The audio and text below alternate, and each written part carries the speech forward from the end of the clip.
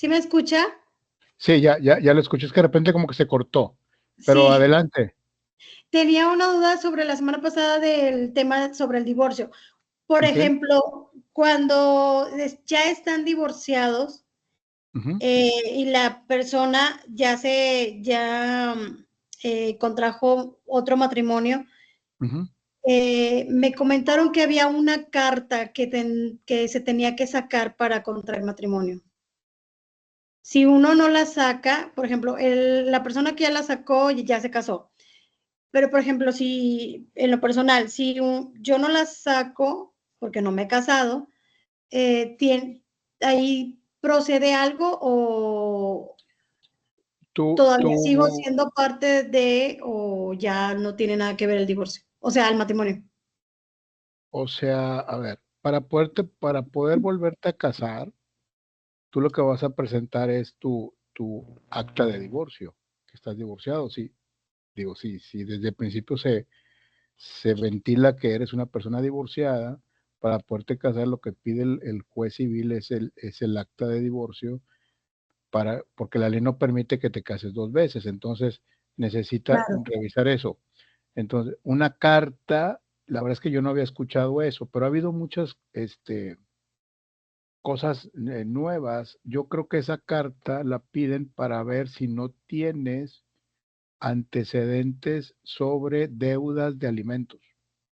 Ah, ok, ok, ya, Yo creo que va más por ahí, ¿sí? muy bien. Porque ha habido muchos cambios en ese sentido. Yo creo que va por ahí porque no le encuentro otra razón. Ok, otra duda, licenciado. Ujú, Por ejemplo, se trata del concubinato. ujú, Una pareja que vive en unión libre por más de 2 años, ujú. obviamente la concubina tiene derechos, pero si la concubina es extranjera, ¿tiene los mismos derechos o ahí no valen? No, no importa. Si vivió aquí en México con la persona acá y vivieron los 2 años y cumplen con lo que pide la ley en cuanto a la vivienda como esposos, como si fueran esposos, como si fueran familias, si tuvieron hijos con mayor razón. Si ella está ilegalmente en México, bueno, eso es otra cosa, ¿no? Pero no tendría nada que ver. No hubo hijos en el matrimonio, perdón, en el concubinato durante estos Ujú, 2 años, ujú, pero solamente viven en unión libre. ok, Esta persona ya es residente, ok. pero no está nacionalizada. Entonces, ahí ella tiene derecho de pedir alguna pensión. Sí, claro que Ah, sí. Y más si es ok, residente. sí. Ah, Aquí muy el, bien. aquí el problema sería si no fuera residente, existiría siempre la amenaza, supongo, de la persona que, oye, te voy a deportar y voy a avisar que aporten, etcétera, etcétera. Pues ya es residente, no tiene, ya tiene derechos, Ah, súper definitivamente. bien. Ok, Perfecto. Muchas gracias. de nada. Bueno, déjenme, saco la presentación.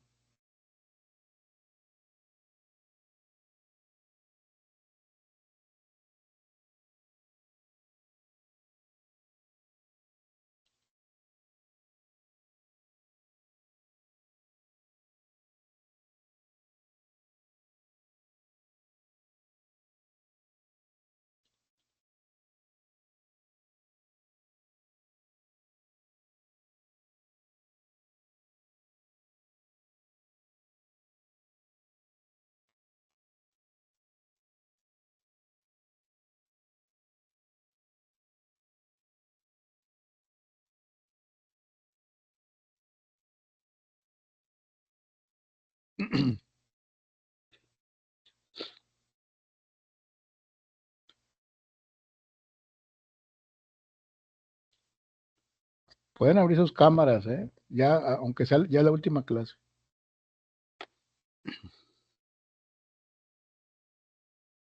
Si se animan. Déjame ver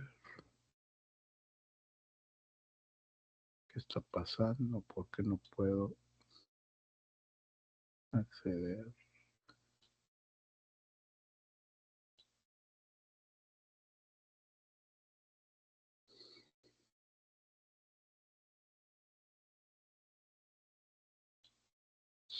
Muy bien.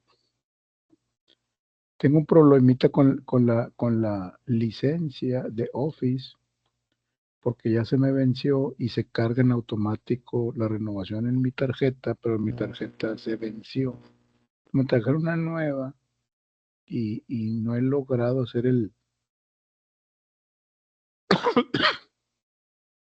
que se haga el cobro correcto, un relajo. Pero bueno, vamos a tener esos anuncios ahí raros.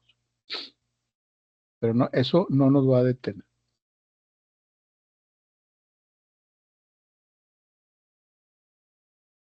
Si están viendo la pantalla, ¿verdad? Si la ven, si se ve bien, en buen tamaño. Sí. Muy bien. Bueno, muchas gracias. Sí. Bueno, como les digo, vamos a ver el tema de filiación. Vamos a ver qué significa esto de filiación. Filiación, su palabra, su connotación de palabra, de significado es a qué estás como unido, qué es lo que está intrínseco a ti por el solo hecho de ser persona, ¿sí? Dentro de una sociedad. La definición amplia de filiación es el vínculo jurídico que existe entre ascendentes y descendentes sin limitación de grado. Perdón, es decir, entre personas que descienden las unas de las otras. Y de esta manera puede hablarse de la filiación no solamente referida en línea ascendente a los padres, abuelos, bisabuelos, tatarabuelos, etcétera, sino también en línea descendente, para tomar como punto de relación los hijos, nietos, bisnietos, tataranietos, etcétera. Por lo cual filiación se entiende en una connotación estricta la relación de derecho que existe entre el progenitor y el hijo, ¿sí? No solamente somos padre e hijo, sino que hay un vínculo jurídico que nos une, ¿sí?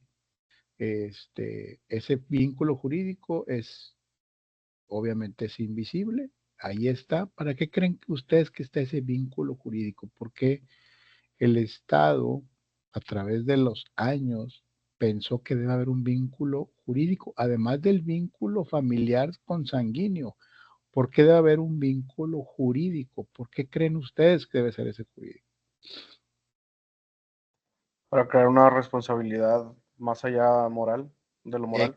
Exactamente, porque aunque yo tengo a mis hijos y yo con todo gusto les doy su alimentación, su atención médica, su escolaridad, su todo, y lo hago, nadie me lo tiene que decir, yo lo hago nomás porque sí, porque soy su papá, pero la realidad es que es una obligación hacerlo.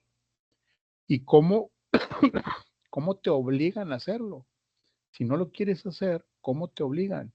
A través del vínculo creado jurídico, ¿sí?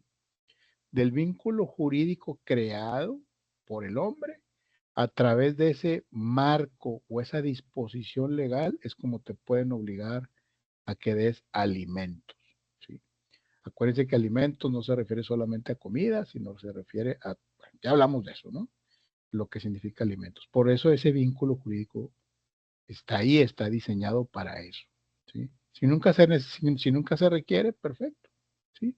Y el vínculo jurídico no solamente es del padre hacia los hijos, de repente se voltea y es ahora de los hijos hacia los padres. Ese vínculo jurídico está diseñado para eso también, ¿sí? ¿Cuántos viejitos no están solos y los hijos ya ni los ven y ahí se quedaron solos en casitas, etcétera, etcétera? Eso no debe ser.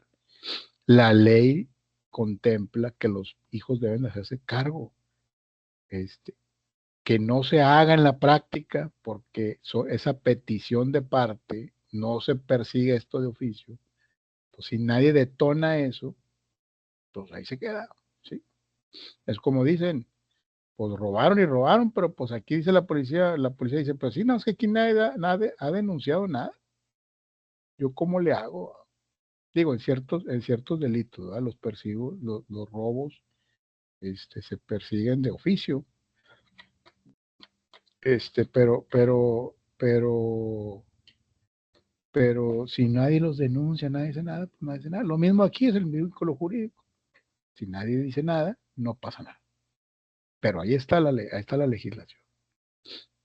En cuanto a la filiación natural, hablamos de filiación legítima, es el vínculo jurídico. La filiación natural es la que corresponde al hijo que fue concebido fuera de matrimonio, haciéndose importante el momento de la concepción. Hay diferentes formas de filiación natural: la simple, la adulterina y la incestuosa. La simple, pues, la que es entre dos personas y tuvieron un hijo fuera de matrimonio, siendo importante el momento de la concepción para ver si, porque puede ser que lo hayan tenido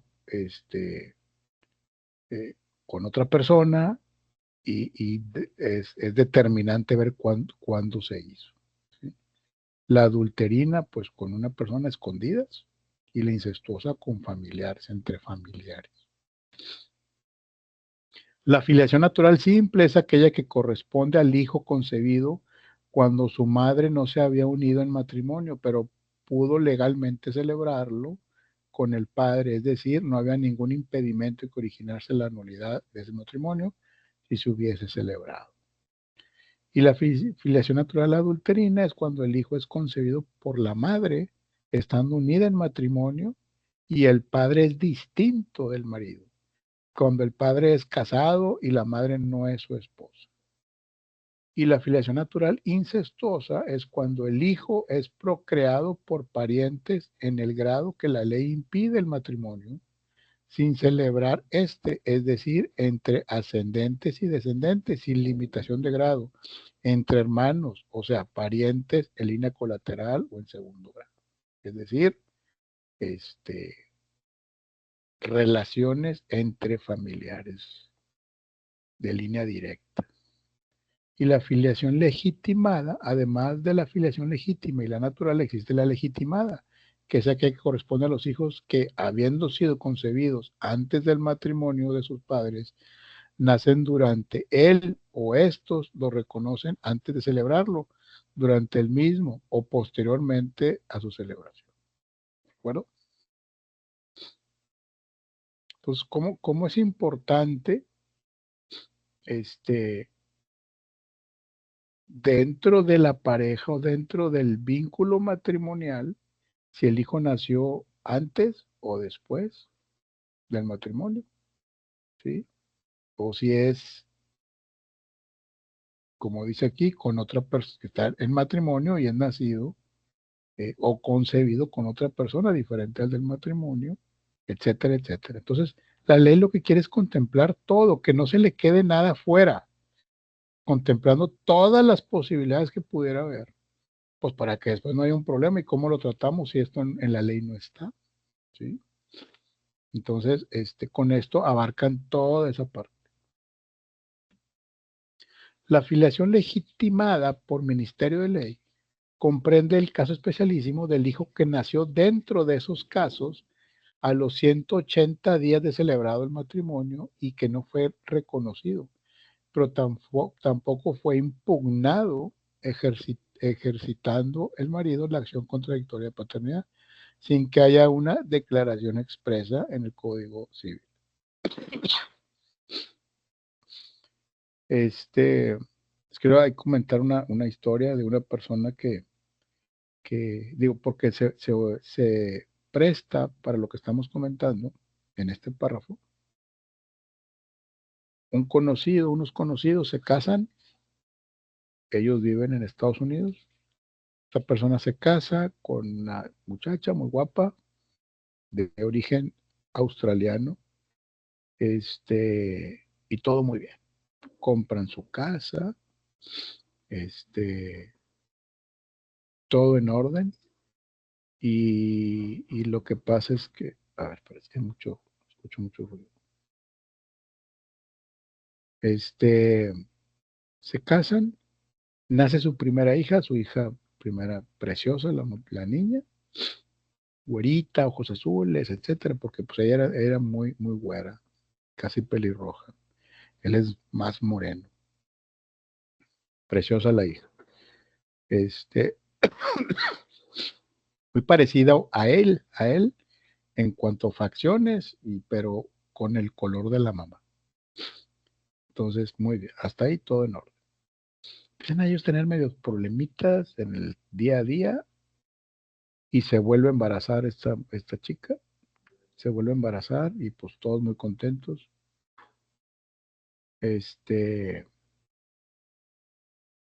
Nace otra niña, también muy bonita, más morenita,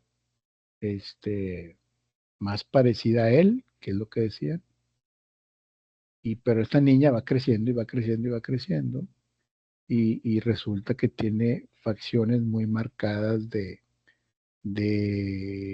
pues como de ser afroamericana. Digo, la niña preciosa, porque así con esas facciones, pero con los ojos claros. Entonces, evidentemente, conforme fue pasando el tiempo, las dudas empezaron a surgir y hasta que llegó el momento en que alguien le dijo, compadre, esa no es tu hija, no puede ser tu hija. Entonces, aquí sucede esto, ¿sí? Él, derivado de eso, pues todo un proceso ahí en Estados Unidos y esto y el otro, evidentemente se cumplen las sospechas, no era la niña de él, se divorcian, etcétera. En Estados Unidos les quitan a las niñas, se las dan al papá, el papá acepta a la muchachita que no es su hija como su hija, y ahí está. Y me encantaría mostrarles una foto, porque la niña una bien güerita y otra así con facciones afroamericanas, muy bonita también, pero con esas facciones. Entonces, él la reconoce como su hija. Él la reconoce como su hija. Bueno, eso pasó en Estados Unidos. Lo que quiere decir es que, pues sí sucede. Sí sucede. El tema es que aquí le decían, pues el papá no sabemos quién es, el papá biológico. Esta señorita, la mamá, no, por otras causas, además, que no tiene caso aquí mencionarlas, no le querían, que ella se quedara con las niñas. Entonces, temas de drogas y cosas así. Entonces, se queda él con las niñas y le dicen, yo me quedo con la niña, que no es mi hija, si me lo permiten y todo, pues sí, pues no sabemos quién es el papá, a quién se la damos. Y si él no la aceptara, se va a un centro de niños así sin papás o no sé qué. Dijo, no, yo me quedo con ella. Firmaron y todo, y él está ahorita solo con ella. Creo que él ya tiene una pareja y se van a casar, no sé. Pero pasó eso y pues, pasa mucho. Eso porque lo tuvimos cerca, porque son unos conocidos. Y así hubo un reconocimiento de hijo como una legitimación de hijo en Estados Unidos. Bueno, ya, se acabó la novela. Ahora sí, de la filiación legítima en general. Prueba de filiación legítima en cuanto a la madre resulta siempre de dos hechos susceptibles de prueba directa. El acta de nacimiento es la prueba máxima de que ese hijo está reconocido. ¿Sí? La prueba perfecta de maternidad queda constituida por el acta de nacimiento unida a la del matrimonio. ¿Sí? Identificación del hijo. El segundo elemento para acreditar la filiación legítima relativo a la identificación del hijo es en ocasiones más difícil de prueba, pero dependerá por el ejemplo del medio social. ¿Qué significa esto? Que con testigos, con gente que los conozca, etcétera, etcétera, se puede determinar esta identificación del hijo. Cuando no haya este papel, este acta de nacimiento, porque sucede, entonces será muy importante esta parte, el medio social, que fungirá como testigos de que a ese niño lo tratan como si fuera su hijo, y luego con las pruebas respectivas, etcétera, ya sin tema.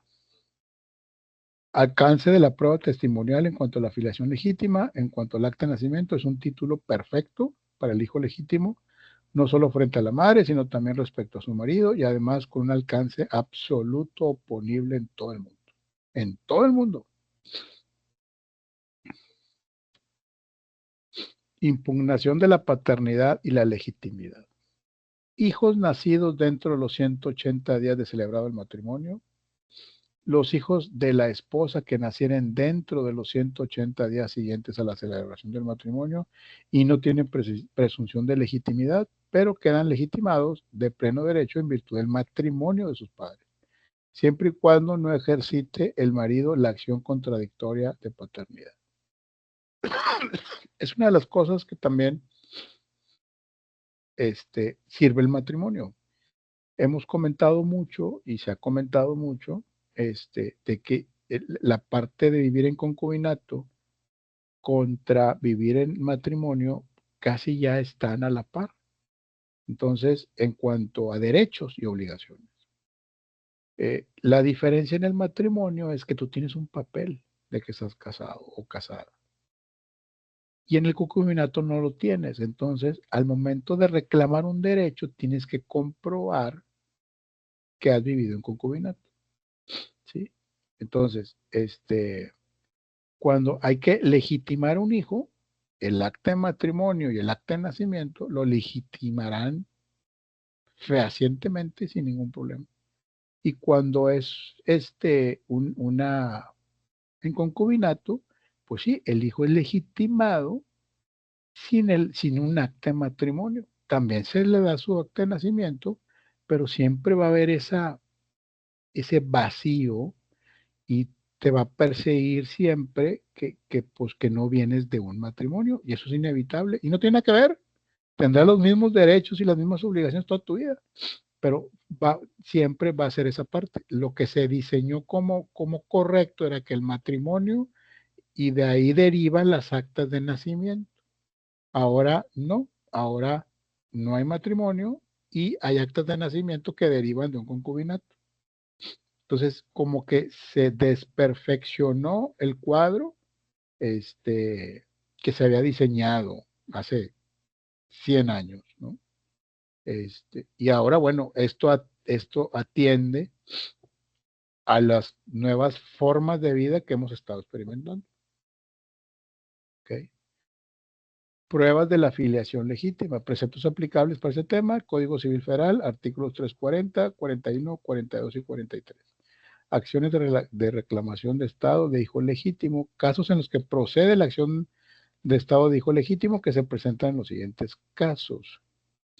Cuando falta al hijo el acta de nacimiento y además no tiene posesión de Estado, ¿qué pasa? Hay hijos o chavitos o niños que no tienen acta de nacimiento. Si te vas a las sierras, ¿tú crees que ellos se preocupan, las gentes que viven en la sierra, allá en Chiapas, Campeche y todo eso, por sacar el acta de nacimiento? Pues muchos no, pero no se preocupan por eso. Pero a la hora que se requiere, hay que sacarle su acta de nacimiento a la hora que se requiere algún trámite, alguna herencia, alguna compra de alguna propiedad, etcétera, mil cosas. Llega el momento que habrá que tramitar el acta de nacimiento, ¿sí? Y al no tener acta de nacimiento, obviamente no estás reconocido por el Estado. Te das cuenta que no existes por el Estado, ¿sí? Entonces se llega el momento y bueno, ya habrá hijos que crecen y así se mueren. Y luego, al momento de morir, oye, el acta de nacimiento, voy a hacer el acta de función, pero tengo que fijarme en cosas del acta de nacimiento, pues cuánto tiempo duró esta persona. Es que no tiene, pero ¿cómo? Y se hacen los problemas, ¿no? Cuando falta el acta de nacimiento, pero el hijo sí tiene posesión de Estado, el hijo a lo mejor estudió, tiene calificaciones, tiene a lo mejor hasta un INE, si está ya grande, no sé, por alguna razón no tiene acta de nacimiento, se perdió en el limbo, no sé, pero está reconocido por el Estado, para el Estado existe, ¿sí? O cuando falta la posesión de Estado, pero el hijo tiene su acta de nacimiento. Son combinaciones de lo que puede suceder y que ha sucedido para el tema de reconocimiento de Estado hacia los hijos. Posesión de Estado existe tener la apariencia de ser hijo de alguien sin serlo biológicamente. Características de la acción de reclamación de Estado. Características de la acción de reclamación de Estado. Reclamación de Estado, acción legal que se puede ejercer para reconocer el parentesco cuando la filiación no ha sido determinada. Se encuentra regulada en los artículos 131 y siguientes al Código Civil. Es una acción imprescriptible para el hijo y sus descendientes, imprescriptible para sus demás herederos, acreedores y donatarios. Es personalísima durante la vida del hijo, pero transmisible por herencia y susceptible de ser intentada incluso por sus acreedores, legatarios o donatarios de su muerte. No puede ser objeto de transacción. Hay una otra historia que les quiero contar. Es que hay un video, pero creo que no lo vamos a poder ver, pero se los platico.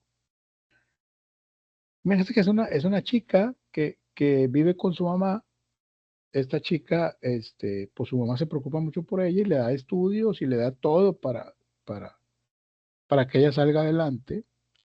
Es una historia real que está en la corte.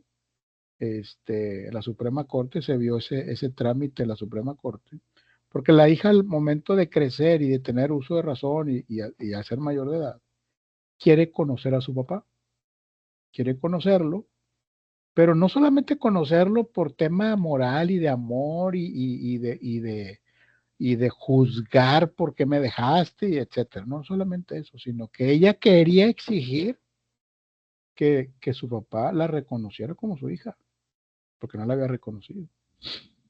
Entonces, demanda ante un juez civil que busquen a su papá y que lo reconozca como padre, como su padre. No le aceptan la demanda y se va al amparo y el amparo manda la resolución a la Suprema Corte y la Suprema Corte resuelve que tiene que reconocer a su hija como ahora sí que como su hija, ¿no? Y se están peleando, porque él no quiere, y se están peleando hasta la Suprema Corte. Entonces, creo que hubo una situación en la Suprema Corte donde ella no se presentó o él no se presentó o algo así, y se pasó para más tiempo y ahí se están peleando. Pero el contexto a lo que voy es que la hija exigiendo, tú reconóceme, cabrón, perdón por la palabra, reconóceme que soy tu hija, güey. No quiero nada de ti, pero tú me vas a reconocer porque la ley me lo permite y es mi derecho ser reconocido por mi padre biológico y te obligo a que lo hagas a través de la ley. Entonces, muy interesante eso, porque son cosas que no se ven todos los días.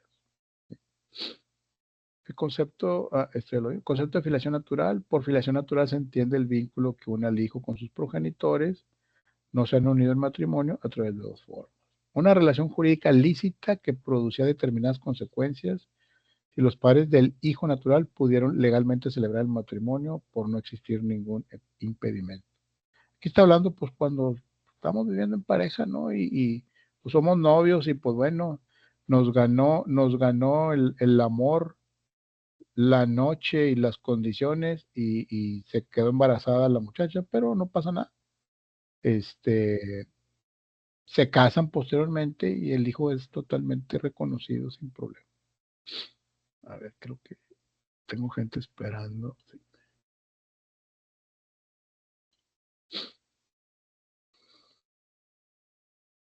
Una relación ilícita si los padres estaban legalmente impedidos para celebrarlo por virtud del parentesco o de la existencia de un matrimonio anterior respecto de alguno de ellos o de ambos, dado que entonces los hijos habidos en esa unión se consideraban incestuosos o adulterinos. Hoy por hoy ya no son clasificados de esa manera. Sí están clasificados así, vamos a decir, al momento de hacer exigible algún derecho, pero en sus actas de nacimiento están como hijos normales. Del reconocimiento de los hijos naturales. El reconocimiento es un acto jurídico unilateral o plurilateral, solemne, irrevocable, por virtud del cual se asumen por aquel que reconoce y en favor del reconocido todos los derechos y obligaciones que atribuye a la filiación, por lo cual los elementos de reconocimiento es un acto jurídico, unilateral o plurilateral solemne, por virtud de el que reconoce asume todos los derechos y obligaciones que la ley impone al padre o a la madre en relación con el hijo. Mire, aquí está la liga del video. Déjame ver si lo puedo accesar. Es que no me deja. A ver, mira, aquí está. Excelente, aquí está. Ahorita lo vamos a ver. ¿Si lo quieren ver o no lo quieren ver? Sí, maestro. Sí. Ok. Sí, profe. Bueno, muy bien. Déjame salgo de aquí. Dejo de compartir. Voy a salir yo de cámara para que no se vaya a congelar ahí. Y de post. Bueno, primero voy a hacer esto.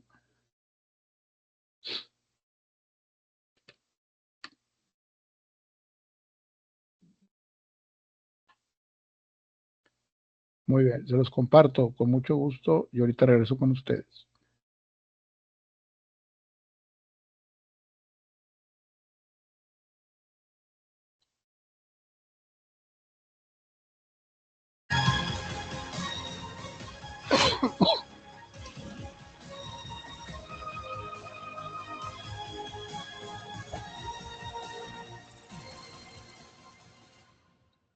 Bienvenidas y bienvenidos a su programa, ya lo dijo la Corte, en el cual analizamos las sentencias emblemáticas, los fallos más importantes del máximo Tribunal de la República. Y el día de hoy vamos a comentar el amparo en revisión 121/2013, que plantea una serie de cuestiones alrededor del debido proceso, del derecho a la prueba, del litigio en materia familiar, del reconocimiento de paternidad, en fin, un conjunto de temáticas que es importante que conozcamos por su trascendencia jurídica, pero todavía más por su trascendencia social, por el impacto que pueden tener este tipo de sentencias en las familias, en los planteamientos que se hagan en casos de separación o de reconocimiento de paternidad, como decía, etcétera, etcétera. Así que sobre esto estaremos platicando con Cecilia Armengol. Cecilia, bienvenida. Hola, ¿qué tal? Muchas gracias. Hecho favor de estar aquí. Es un gusto recibirte.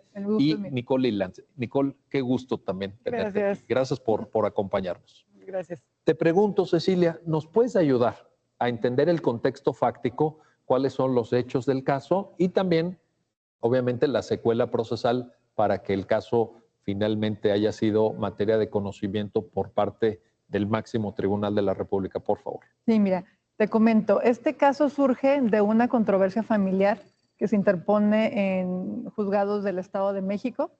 La acción trataba de obtener el reconocimiento de paternidad de una mujer ya mayor de edad respecto de determinada persona, perdón, de paternidad.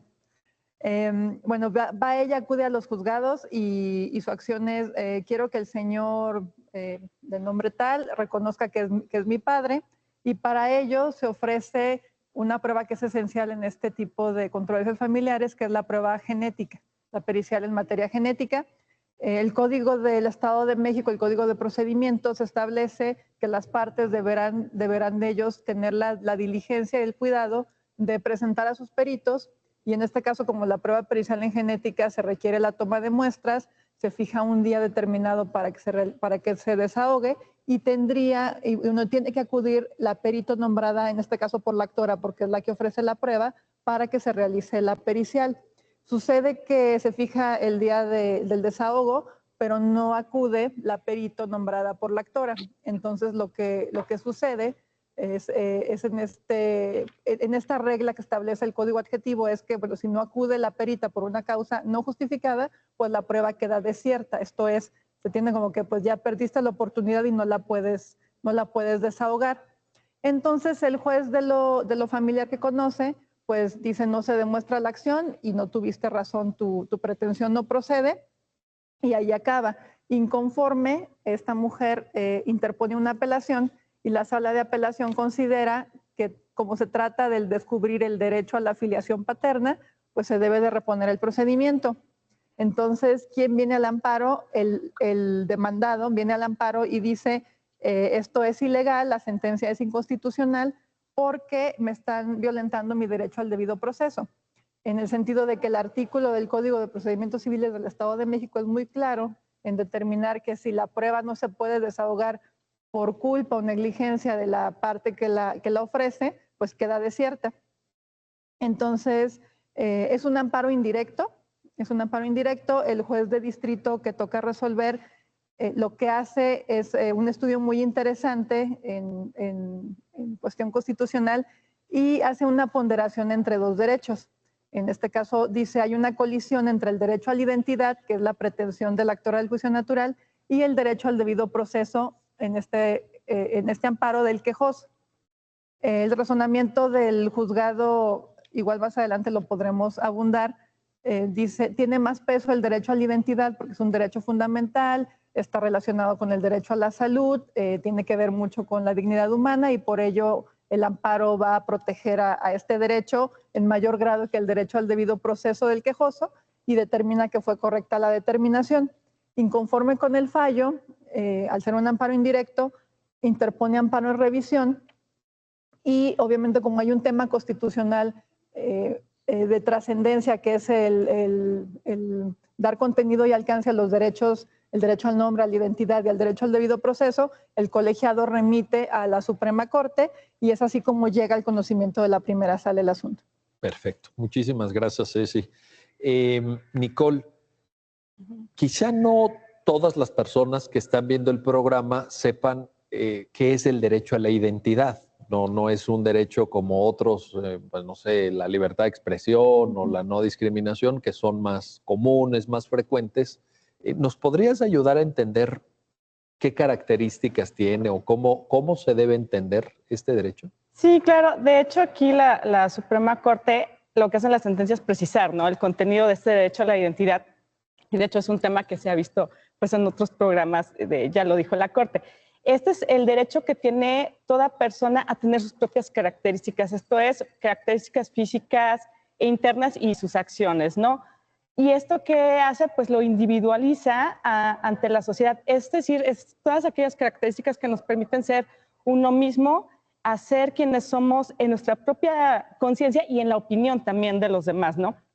Es cómo nos identificamos, ¿no? La forma en la que yo me veo a mí misma y cómo me identifican los demás, cómo me proyecto en la sociedad. Y este derecho a la identidad, pues ya se ha dicho también en otros precedentes de la Corte, deriva también de este derecho a la dignidad humana, ¿no? Que es el derecho a ser reconocidos como seres humanos, como personas y a definir lo que queremos para ellos, teniendo en cuenta que las personas son fines en sí mismos, ¿no? Y no instrumentos. Y pues este derecho a la identidad, como ya lo expliqué, pues, y como lo precisa también la sala en esta sentencia, es un derecho que es para todas las personas, es decir, que no es exclusivo de un cierto sector, no es exclusivo, por ejemplo, de los niños, sino que también es de los adultos, ¿no? No obstante, tratándose de ciertos sectores, por ejemplo, como niñas, niños y adolescentes, adquiere, como mayor relevancia, es más importante. ¿Por qué? Porque en esos casos, por ejemplo, en casos de niñas, niños y adolescentes, el juzgador tiene que tomar en cuenta esa situación de desventaja, ¿no? En consecuencia de los niños, porque no es lo mismo que acude un niño a un procedimiento en donde no puede ejercer sus acciones precisamente por sí mismo, por su propia minoría de edad, que en comparación con un adulto, ¿no? Que tiene como todas las posibilidades. Y pues bueno, precisando que precisamente es un derecho de todas las personas, también dentro de este derecho está esta cuestión de esta imagen propia que nos da este derecho y que se identifica sobre todo por el conocimiento que tenemos de nuestros propios orígenes biológicos, ¿no? O sea, de dónde venimos, de quiénes somos, de quiénes derivamos. Y esto impacta también desde dos ámbitos, ¿no? Desde el punto de vista tanto psicológico como jurídico. ¿Por qué psicológico? Porque el conocer tus orígenes biológicos pues te permiten tener un adecuado desarrollo de tu personalidad, ¿no? No tener como un trauma de no saber de dónde vienes, ¿no? Y también, pues, desde el punto de vista jurídico, evidentemente, porque esto está, pues, obviamente ligado a diversas consecuencias legales, ¿no? Como el derecho a tener un nombre, a una nacionalidad, una afiliación, que es esta relación entre padres e hijos, que no nada más se da a través de un vínculo biológico, sino también en los casos de adopción. Y pues también todas esas obligaciones que derivan, ¿no? de esta afiliación. Por ejemplo, a recibir alimentos por parte de los padres, etcétera. Derechos sucesorios, me imagino también. También, exactamente, derechos sucesorios. Y este derecho a la identidad también se identifica, también se relaciona, que lo destaca aquí la sentencia, con el derecho a la salud, ¿no? Tanto física como mental. ¿Por qué? Porque, como ya lo dijimos, pues desconocer tu origen biológico pues te puede causar pues ciertos problemas como personales, psiquiátricos y de tu propia personalidad, pero también el saber quiénes son tus padres, o sea, te puede dar esa información en ciertos casos para tratar o prevenir ciertas enfermedades, Sí. ¿no? A veces los médicos preguntan eso, ¿no? Cuando están redactando un historial médico, oiga, ¿y qué padecimientos hubo en su familia? Claro, la historia Sí, clínica. vaya. No, porque hay enfermedades hereditarias también, hay una trascendencia en eso, ¿no? Así es. Entonces, pues este derecho a la identidad pues, es un derecho amplio, ¿no? Y que abarca pues, todas estas cuestiones, que está vinculado con, obviamente también, como dijimos, con estas cuestiones de la propia identidad, hasta sexual y todo eso, ¿no? Y pues este tema tan relevante de estar vinculado con el tema del derecho a la salud, ¿no? Entonces, y todo esto pues lo destaca y lo desarrolla esta sentencia en este caso. Sí, en ese sentido te pregunto, la explicación de Nicole nos da un panorama en donde nosotros podemos concebir este derecho, que yo todavía me atrevo a afirmar que es un derecho novedoso. Ujú. O sea, no, porque hay derechos más tradicionales en el ordenamiento jurídico de México, pero esta es una construcción de vanguardia. Como un derecho que tiene un valor en sí mismo y que protege cuestiones esenciales para la vida de los seres humanos, vinculado con dignidad, ya se dijo, pero también lo que estoy observando en el comentario de Nicole es que podríamos observar el derecho a la identidad como un derecho instrumental para satisfacer otros derechos, Así es. como por ejemplo, y en este programa lo hemos comentado, contigo lo hemos comentado, derechos en el ámbito de la familia. Ujú. Nicole dijo el derecho a la salud, etcétera. ¿Es correcta esta comprensión? Es correcto, como todo derecho humano, derecho fundamental, siempre está interrelacionado o se desdobla en otros derechos, ¿no? Los derechos humanos no van solos, sino que siempre van de la mano de algún otro, porque son presupuestos para el ejercicio de otras cuestiones inherentes a la dignidad humana. Entonces, efectivamente, conforme lo ha interpretado la Suprema Corte de Justicia aquí en México, el derecho a la identidad está estrechamente vinculado a muchos otros derechos, como es el derecho a la salud, el derecho al nombre, el derecho a conocer la verdad biológica, el derecho a la identidad sexual, el derecho a la imagen propia o al libre desarrollo de la personalidad, ¿no? El hecho de que yo quiera vestir de cierto modo, pues eso es parte de mi identidad y es la forma en que yo me muestro hacia los otros. Y ahora, para poder entender un poco en el contexto de este asunto que ahora analizamos, pues el derecho a la identidad es un derecho profundamente inherente a lo que es la esencia del ser humano. Y de cierto modo podríamos decir que es más cercano para cualquier persona, no necesariamente con una preparación jurídica, entender el derecho a la identidad, a diferencia de, por ejemplo, otro derecho fundamental que es el debido proceso, ¿no? Y entonces, en este asunto, como trata precisamente de ponderar entre este derecho tan cercano al ser humano como es la identidad y el derecho al debido proceso, que a lo mejor puede ser ajeno si no nos movemos en el mundo jurídico, pues podríamos decir, ¿y por qué la primera sala terminó dándole preferencia al debido proceso, ¿no? Si es algo como que más ajeno al ser humano. Vamos, ayúdanos a entender esa parte. Obviamente, ya lo mencionaste, el juzgado de distrito, al conocer de la demanda de amparo indirecto, pues plantea una ponderación de derechos. Así es. Que metodológicamente les voy a pedir que nos ayuden a entenderlo, obviamente, pero antes de pasar al tema de la ponderación, ya hicimos ahorita, Nicole nos ayudó a hacer una caracterización del derecho a la identidad. Vale la pena también, aunque yo creo que la mayoría de personas que ven este programa son abogados o tienen alguna relación con el mundo jurídico, que nos ayudes a aportar algunos elementos de comprensión del debido proceso. Tampoco hay que darlo por hecho. Claro. No podemos pensar que todo mundo sabe qué contiene.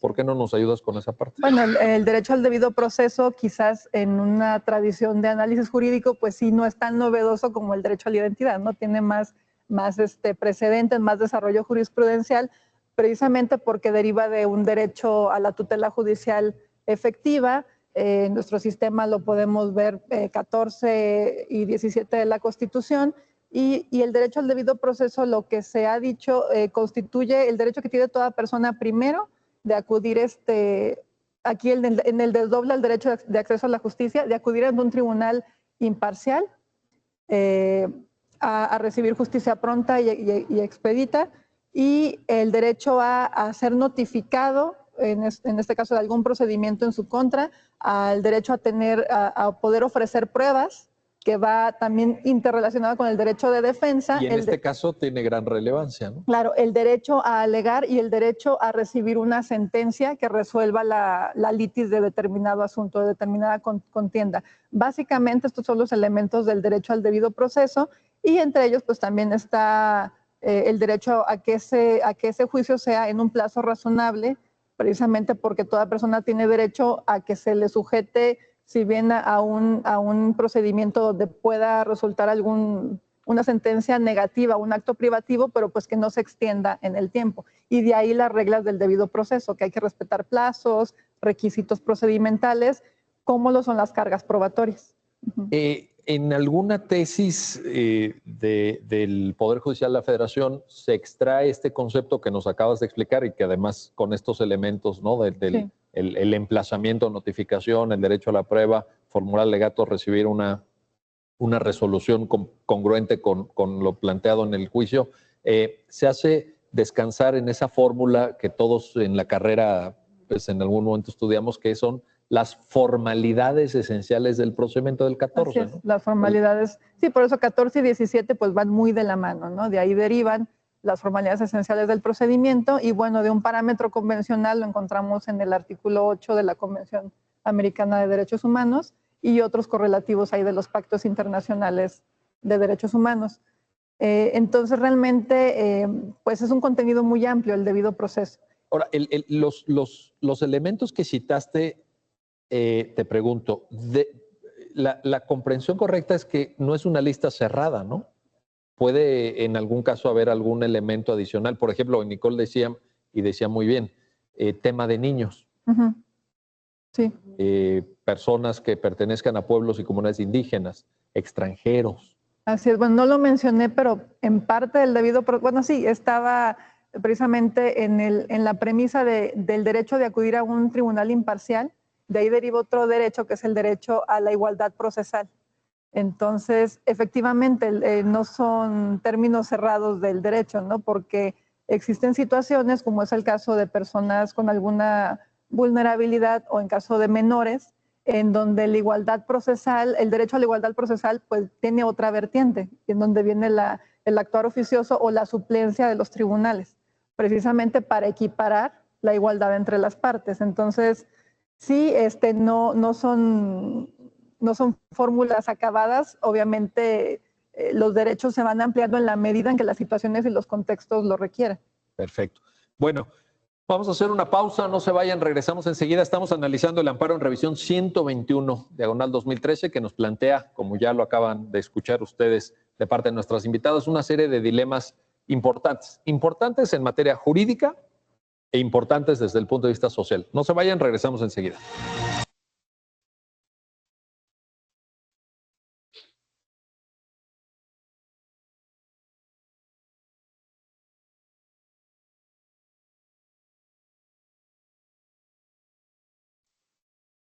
No se oye. Licenciado, tiene su micro No apagado. se escucha, profe. Perdón.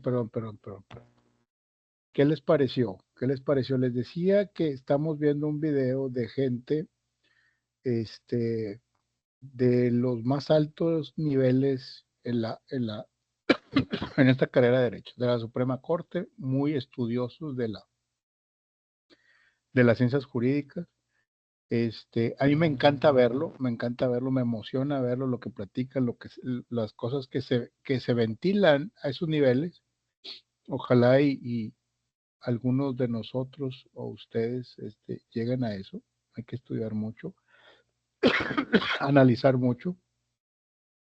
Pero fíjense cómo, volviendo al contexto de las cosas, cómo se hace importante el derecho humano. Hoy escuchamos mucho los derechos humanos y los derechos humanos y los derechos humanos. No, aquí estamos hablando de un reclamo de identidad, ¿sí? O sea, yo no tengo la chica que mencionaban, o sea, mi papá no me quiere reconocer, pero es mi derecho como persona que me reconozca como hija, ¿sí? Entonces, hay los elementos, hay las leyes, hay el cuadro jurídico, hay los medios legales para hacerlo, ¿sí? ¿Quién se preocuparía por hacerlo, no? Ahí están, solo que hay que detonarlos, ¿sí? Entonces, el derecho, manejar el derecho es muy amplio, es muy amplio. Y el 90% de los abogados se manejan en la parte 80-90 de los casos más comunes, ¿sí? Pero el 10% ven este tipo de asuntos, el que les estoy planteando yo ahorita a ustedes, ¿sí? Son los abogados más especialistas que hay, los más preparados, los más estudiosos, los que tienen una preparación muy, muy específica, con doctorados, maestrías, y estudian mucho. Este abogado que está ahí, Miguel Carbonell se llama, tiene su propia escuela, su propia biblioteca, tiene sus propios podcasts de jurídico. Perdón, es una persona muy preparada. Traten de escucharlo, síganlo en TikTok, tiene varias redes sociales. Miguel Carbonell. Entonces, él habla de puros temas de muy alto nivel. Entonces, es como, nosotros estamos como en el piso y él está como en el techo, ¿no? Del conocimiento jurídico. Y él ve temas muy complejos. Entonces, bueno, yo los invito, ¿no? Yo los invito porque es importante que conozcan a lo que se puede llegar, ¿sí? A lo que se puede llegar. Él, hablando de dinero, olvídate, gana lo que quiere, ¿no? Lo que quiere.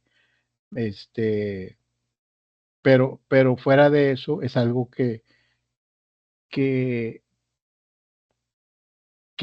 irradia, que le gusta, que ama la profesión, ¿sí? Que ama la profesión y sigue estudiando y sigue analizando y sigue viendo por dónde darle, etcétera, etcétera. Y ahora ya da clases, ya tiene su propia escuela, etcétera, etcétera, etcétera. Pero bueno, me desvío un poquito, porque quiero que lo sigan. O sea, si alguien me hace caso, qué bueno, que lo sigan. Pero el contexto, el derecho humano, el derecho a la identidad, el derecho al nombre, ¿sí? El derecho a un apellido, el derecho que yo tengo padres, o sea, yo tengo identidad y tengo una afiliación natural o legítima, porque tengo padres. El hecho que mis papás no me quieran reconocer, pero ¿por qué no? Ahora los voy a obligar a que me reconozcan. O sea, eso se puede, ¿sí? En esos niveles está. Muy bien, con esto concluimos la clase. ¿Alguna duda, alguna pregunta que quieran hacer? Flora, adelante, Flora.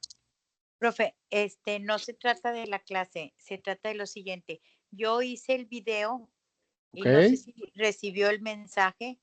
ok. No lo pude subir porque la fecha que usted le dejó al video es del año pasado. Entonces Ala, torre. me sale con que estoy 100 y tantos de días retrasada. ¿Qué aula es? Ay, profesor, si usted supiera que no Bueno, no sé. sé en qué aula estoy, porque ahorita no estoy en Monterrey, estoy en Doctor Ah, González, Nuevo León, ok. y no, pero quise entrar a su clase para decirle que quise poner el video, no sé si alguien más esté conmigo. No se preocupe. Mira, vamos a hacer una cosa. Yo Yo voy a tengo la abrir, duda del examen de divorcio. No nos dejaba habilitarlo. Yo pero sí ya los pude. dejó. Pero ya los dejó. No, Haz de cuenta como que nos deja entrar, pero no nos aparece nada, o sea, aparece vacío, no aparece nada ningún para hacerle clic para el cuestionario. Bueno, vamos a hacer una cosa, no se preocupen. Ahorita yo reviso eso, lo dejo abierto otra semana para que ustedes lo puedan hacer. ¿Sí? Deja ver qué está pasando. Es que algo está cambiando las cosas. Pero yo lo reviso ahorita. Yo quería mi video de punto extra porque no me gustan los 850, no me gustan. y entonces saqué un 850 en el parcial. En lo demás llevo 10, pero en el parcial saqué 850 y entonces me atreví a hacer el video, pero no lo puedo subir. Si usted ve el mensaje en mensajes, ahí está mi mensaje. Sí, yo creo que ya sé qué aula es porque me falta el aula de revisar. A lo mejor usted está ahí, porque si no lo hubiera visto. Pero bueno, no se preocupe, ahorita yo lo reviso. Son 3 aulas, o sea, no me tardo nada. Y lo dejo abierto toda la semana para que, y también lo del examen del divorcio, ¿me dijo, compañera? Sí, del divorcio. Ok, ahorita lo reviso. Me pasó eso en la otra clase, pero yo lo tenía bien y como que a ustedes no les aparece actualizado. Voy a ver si es el mismo caso para avisar a administración de qué está pasando. Okay. Muchísimas gracias, profesor. Al contrario. Carlos Reta, ¿quiere decir algo? No te escucho.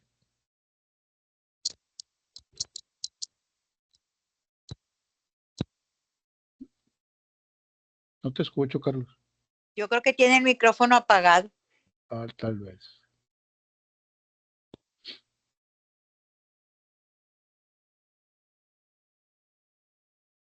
Fíjate que aquí aparece, Carlos, que lo tienes abierto el micrófono, pero no te escuchamos. ¿Ahí me escucha? Ya te escucho. Ah, ok, eran los audífonos entonces. Ok. Del video que nos pasó ahorita, ¿cómo se llama la página o Él se llama para buscarla? Miguel Carbonell, se llama él. Miguel Carbonell. Y vas a ver un montón de videos. Ok. Sí, yo ya lo estoy siguiendo. Ah, qué bueno, me da mucho gusto. Bien, ese lo busco, a ver si lo encuentro. Sí, claro. Muchas gracias. Al contrario. Bueno, si no hay Hasta la otro próxima. duda o comentario, nos vemos la próxima semana. Y ahorita yo arreglo eso para que ya no tengan tema. Y bueno, sí, espero que esté en mis manos y que no sea un tema de sistemas y cosas de ese tipo. ¿Sí? Yo nada más quería subir el video, pero de todos modos, en el mensaje le mandé el link por si no se podía. Ah, bueno, perfecto. Ahorita lo veo entonces. A ver si lo puede ver. Ya está, no se preocupe. Gracias.